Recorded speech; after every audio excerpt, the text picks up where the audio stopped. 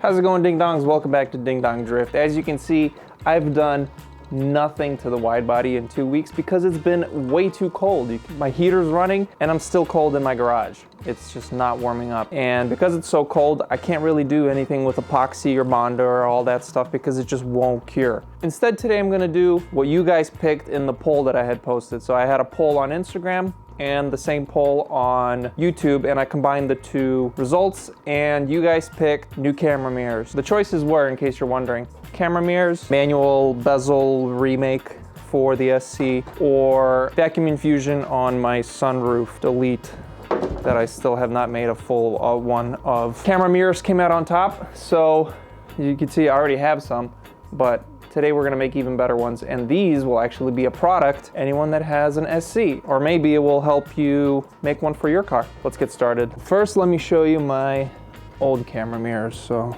hit that button, see they turn on, and yes, that's how bad the image is. It's not some trickery of the camera or something. It is literally just that bad. And it's mostly because I put a lens in front of the cameras. You can see that? There's a little plastic piece there because those cameras inside, they're meant for drones, and drones are not waterproof. So to seal them, I made this whole housing and I put a little piece of plexiglass in front of it. However, that completely ruins the image, and when it's raining, they fog up because those cameras create some heat. And I also made them adjustable. Turned out to be pointless because the field of view on these cameras is so massive. You can see the door and the car next to you all in one view. So having the ability to move it up and down was completely pointless. It's a pretty cool mechanism in there, and it took quite a while to design. So let's take this off and I'll show you how it all works. All right, there we go. And yes, these are skinned with carbon fiber, and for some reason it bubbled up. So that is real carbon fiber on top of the 3D print, but yeah, I don't know what happened. It bubbled up for some reason. So let's take this apart. I'll show you how it all works inside. So overall, it's a pretty simple assembly. It's just a couple screws here on the outside, and I have a zip tie here for strain relief on the wires. Okay, it's just RTV. There we go. That's the inside of it. So let's take the cap off now. Boom. There we go. And it looks like it wasn't sealed that well because there's a lot of dirt in there. That outside edge was letting in water. But here's the mechanism. So these are tiny little animatronic motors. You can see how small they are. They're like the size of your fingernail. And they have little tiny gearboxes. See that? They pivot the camera up and down right here. So it's got a slot. So then I'm turning a circular motion into a linear up and down motion. So there's a slot here, and that little brass arm moves side to side in the slot, which causes it to move up and down. And then for side to side movement, have a motor here, and it, same thing, circular motion of the motor moves that slot and it turns it side to side. Yeah, extremely complicated for something that was completely unnecessary because I thought it would need adjustment and it didn't. And it's all printed with 0 supports, designed everything to not need any supports. This piece prints like this piece prints like this, no supports needed anywhere. Pretty cool little design. Maybe I'll put it up on the wall, but I am gonna use these wires because that is a lot of nice wire. Or maybe not, maybe I'll use Teflon because these silicone wires kind of suck and they're very thin. So yeah, that's how the old system works. Yeah, the whole reason I want to redo this whole system is because I simply can't get used to looking in this mirror or this camera and it flipped upside down. I don't know why this happened, but all of a sudden that screen is upside down. I don't know if you can see that. Everything's upside down on that screen. I don't know why. Instead of fixing it, I'm going to completely redo everything, and the screens are gonna mount to the door.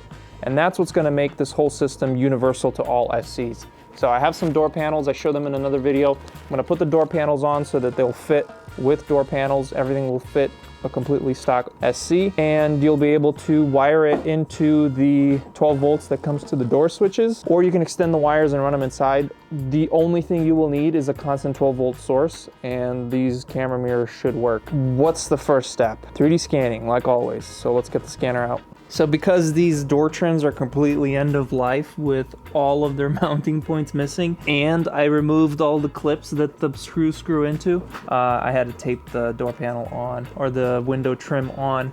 But as you can see, now we get to see what kind of room we're gonna have for mounting this stuff. So here's the new camera system. As you can see, it is way better.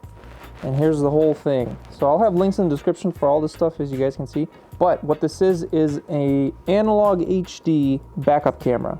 And as you can see, it comes with a bunch of wires because it's meant to be a backup camera. So it's meant to span across the whole length of a car. Very simple, power, ground, and the yellow cable, and that's it. And you can see the signal is awesome.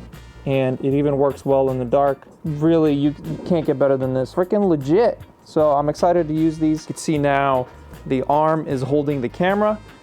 And so now when I 3D scan, I'll have the exact flat mounting face here for the camera. And I can just take that, model that mounting face in this angle and move it around wherever I want to so that I could fit the design however I want to make it. And that's what the POV of the camera is looking like. As you can see, I'm saying see a lot. You can see yourself, see your own head in the camera. See that right there? Where my camera is, that's your own head in the seat. And you can see your entire blind spot where the car is next to you. That's why I freaking love these camera mirrors, because the field of view is gigantic. And honestly, that resolution is incredible. It's hard to tell on camera, but it looks like straight up like GoPro footage. Like it is really freaking good. Like compared to that, like that's what it used to look like, and that's what it's gonna look like. That is a huge difference. And the scanner we're using today is of course the Einstar Vega. This has now become my absolute favorite 3D scanner. If you remember in the last video, I 3D scanned the entire car using these new 12mm markers, which allow you to scan huge objects. You could scan the entire car in one go without stitching anything, combining scans, nothing. You could use fewer of these markers, and if you mess up, there's now a new feature where you can rewind scans. So you could be scanning and say you accidentally trip or bump something and then you mess up your scan. You can pause your scan, rewind it, and continue on, as well as many new features that they just keep adding to this thing. If you want to see a more detailed review of this scanner, I'll have a video in the description on the detailed review and some other videos where I've used this. But for now, I have it in HD mode, which allows me to scan in really high detail, small areas or small objects, which is perfect for this application. So let's get started. This is developer spray, and it's gonna put a cleanable white surface on everything so the scanner is able to pick it up really nicely. And I think I did a little bit too much. Let's go through the settings that I'm gonna use. So we are in HD mode, like I said. We're gonna go in the brightness, and brightness looks good. We're gonna do the distance as far away and as close as possible. We're gonna keep the data quality indicator on. Medium resolution is good. We don't need texture. We're gonna use feature alignment. That's it. Start scanning.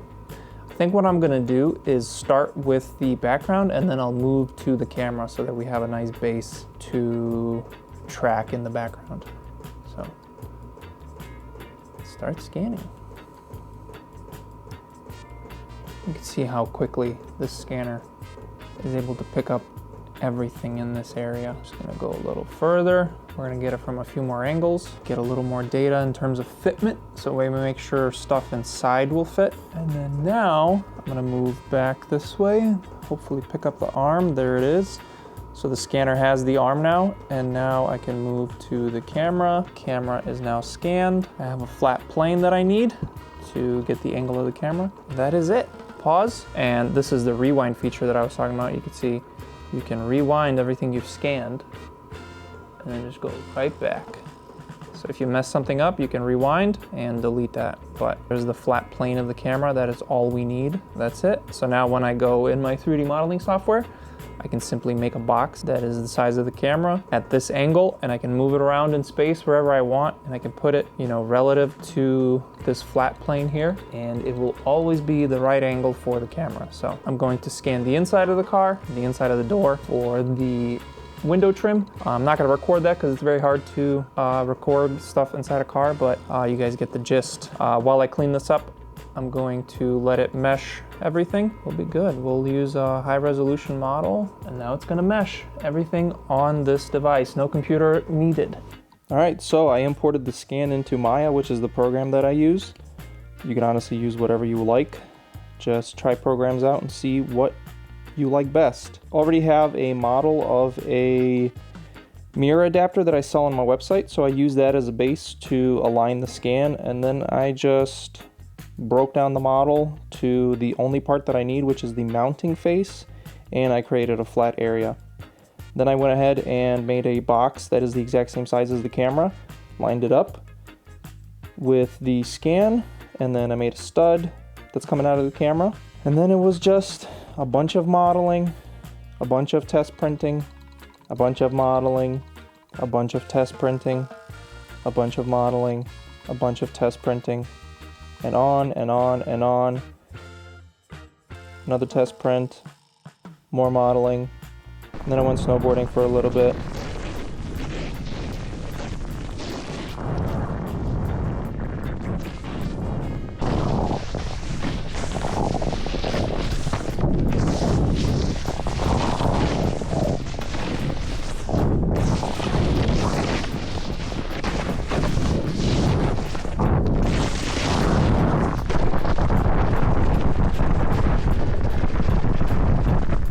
And while you're distracted, go check out my second channel. I just uploaded my video where I went to Italy, which was freaking awesome. That was in June, I think. And after all that work, here's the final design. I still have to make a little cover for where the old grill used to go for the tweeter. Yes, this will not fit with the tweeter, so that question is out of the books. There's just no room in there for this whole thing. I'd have to make this incredibly thin and small. I already made it as small as I can, but yeah, it's just not gonna happen. All right, so let's go over the design, starting with the camera mount. It's honestly overcomplicated for what it's achieving, but I just wanted a certain look, so I did it. This is basically a futuristic Ganador, and it looks kind of sick. If you do order this, you can choose the main body color and the cover colors, because as you can see, these are two separate pieces. The camera is inside of here, mounted with a single nut. The wire goes through the body, comes out through here, and it is attached to this main base plate, which is the same as my Ganador adapter plate. Mounts the same way, it just has this hole here, so you could push the wires down into the door, and there's no interference. But super simple design. When I ship it, I will put RTV around this. I'm just not doing that right now because this is still just a prototype. It's not even printed with full strength. This is just 2 perimeters, so it's super weak. And then it's just 2 screws. One screw goes in here, holds the cap down, and one screw goes up here and holds the cap to the main mounting plate. Next up is the monitor mount, which was a lot more difficult to design because I didn't scan the interior that well. I kind of did a quick scan, and also there's just a lot more parts. So this mounts to the door, basically sandwiches the door between this and the camera. So they're like, you know, mounted like that. The holes line up and the door is in between the two. I will provide stainless new screws. And then you can see I have this channel here, which holds the wire in nice and tight for the monitor. So that just goes in right there. And then 2 little zip ties. See, I have little zip tie slots that will hold the wire in so it can never come off, nice and tidy. And I reused the mounts that the monitors came with, so you can swivel this up and down, you can swivel it side to side, however you want inside the car, and I'll show that when it's inside the car. Let's go install it in the car. So I think the easiest way to install this is to first not have the monitor on it. If you have door panels. For me, I don't have door panels. Kind of annoying with the window trims, I mean. So if you don't have window trims, it's very easy. You just feed the wires through like that. Just feed the wires through. Just let it chill out like that. And we grab the camera, plug it in. We can just stuff all the wiring inside. And you wanna go, there's like 2 holes. You wanna go to the hole closer to the interior, because that's where we're gonna get power from if you're on a stock car, you can just get power from like the window switches, or yeah, there's plenty of places to get power from. And you want to have the screws ready when you're doing this because these will not stay. Put that there. Just hold that in. Honestly, the hardest part of this install is just holding everything, because it is like a sandwich mounting situation instead of one thing mounted to one thing and then another thing mounted to the other thing. Sandwich mounting stuff is kind of annoying, but that was the easiest way. Now, I don't recommend using impact tools to install this. It's strong, but it's not metal strong, so don't recommend using any crazy impact tools or something. That's literally it. It's installed. All right, before I close the door and it's hard to see the wires, so now you can see you have the power and ground. These will obviously be longer because it's gonna have the Deutsch plug on it and then like another couple inches of wire. And you can now hook it up to power. If you have a stock SC with, you know, power coming into the doors for the window switches, you can use that. If you don't, you could just run 12 volts, which is what I'm gonna have to do. I have to run 12 volts to the door anyways because I plan to put window switches back in it, because it's kind of annoying opening and closing the windows with a battery. But yeah, super simple install. And if you want, you can even add other cameras. That's what this is. So this is another input, and then you can use this wire. You can put it to a 12 volt switch and it will switch between channels on the screen. So you could have a front facing camera, whatever. And there we have it. So the problem with having the screen swivel, the more you turn it down or up and the more you turn it side to side, it's gonna look like it's crooked. I tried my best to find the sweet spot, and I am gonna turn it, I think, a little more, because it's not like perfectly level, but I know it's hard to tell in a car where it's just a bunch of curves, but I am gonna turn this down just a little more. See, this just needs like a degree more, I think, for it to be perfectly level. Hook up some power to it and see how it looks. I know it looks crazy blown out because it's kind of dark in my garage, but you can see the video quality is pretty freaking great. I think if I wasn't using a battery, I am using a jump pack right now, the scan lines would go away. I'm not sure exactly. I'll have to hook it up to the car. Still got a screen protector on it. I think if it was running on car power, it wouldn't have those scan lines because it wasn't doing it when I had it hooked up to my 12 volt power supply. So I think it's just the battery. This battery is kind of dead too. It's at only like 10.5 volts. But you could see how wide the field of view is. Here's the door. Freaking, we could see that thing. You could literally see like in front of the car. So there's literally no blind spot. That is why these cameras are so freaking awesome. You could see your whole car while parking. You could see the rear wheel. And you can even see in front of the mirror because of this gigantic 170 degree field of view. It's pretty insane. Now, the only thing I haven't figured out is how to make the brightness change based on if it's night or day. Because at night, this will be a little bright. Just look at that quality. It is pure garbage compared to this. So very happy with that. It is super bright. My camera's not gonna be able to expose for it because it's exposing for the black screen, but it's pretty damn nice. You can see my dash is dead right now. I haven't driven the car in months. So let's talk about cost. If you want to buy this for the SC, it's probably going to be around the $400 to $500 range simply because it's the only thing on the market like this. And it's kind of a lot of manual labor to assemble it, and you can understand the amount of design work that went into this. So $400 to $500 is fair for an extremely niche product that I think is badass, but I don't know, we'll see what you guys think. And if you want to build this yourself, I'll have links in the description for the camera and the monitors that I used, because you can see it is dead simple, super easy to use. You literally can't go wrong with it. I think cameras are definitely the future, and the United States needs to catch up, because in most other countries, cameras are already allowed on cars. It's just the United States that has, you know, weird regulations because the American manufacturers can't keep up, honestly. So they have to have regulations to keep things in check. It's exactly why key cars and certain electric cars from certain countries are not allowed here. It's because of lobbying, greedy ass billionaires. And if you're wondering, this will fit with the original window trims.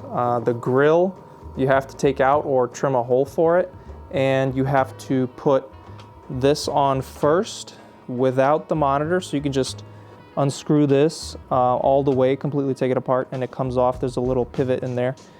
You take that all off, you slip the window trim on, put it back on, and that's it. It's pretty simple. Kind of an annoying process, but there's really no other way I could have figured it out. It's already a very complicated piece that I created. The mirrors, the outside will be printed in PETG, just like all of my other products, like the adapters, the headlights, fog lights, all that stuff I make. The interior stuff will be printed out of PETCF so that it's a lot more heat resistant, because the interior of the car gets much hotter than the outside. So we never have any issues of these things melting or sagging or anything, because I don't want that happening. And it will also make it a lot more rigid, because you can see right now, well, right now it's printed really thin, but once it's printed a lot more thick, you can see all that flex will be gone, because it's just gonna be much stronger. If you're interested in purchasing these for your SC, keep your eyes on the website, dingdongdrift.com.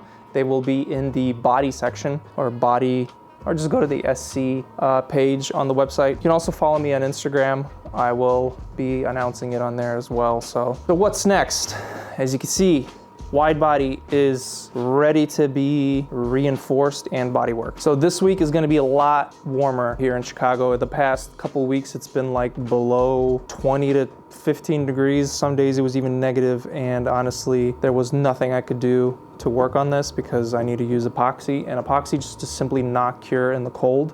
There are some epoxies that will cure no matter what temperature it is, but they're a little more expensive, and I don't want to purchase new epoxy when I already have some. So like I said in the previous video, there's a little more trimming I got to do down here, but everything else fits perfectly. Everything lines up. I have to trim this a little more as well.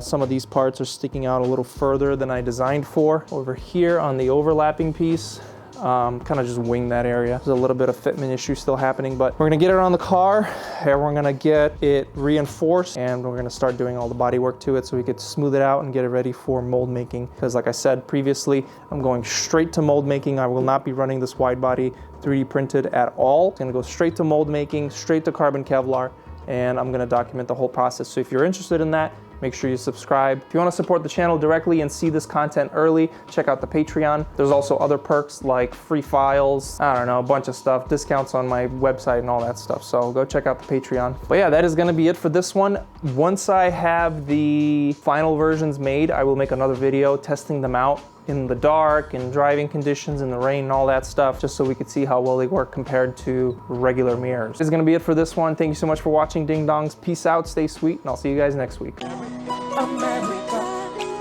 America. Do you have your passport?